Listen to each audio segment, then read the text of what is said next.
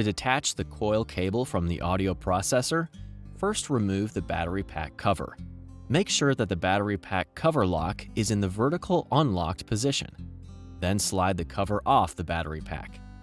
Gently pull the cable out of the socket. To detach the cable from the coil, first remove the coil cover. Insert your fingernail into the small groove between the coil cover and base, and slide around the base to gently detach it. Remove the old coil cable from the base and insert the new one.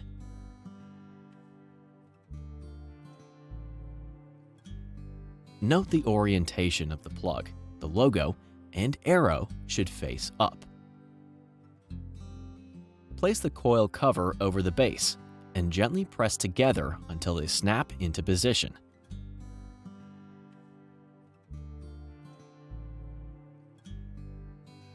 Plug the new coil cable into the audio processor, noting the correct orientation of the coil cable plug.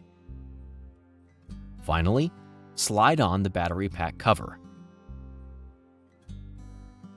And if the audio processor belongs to a child, lock it into place.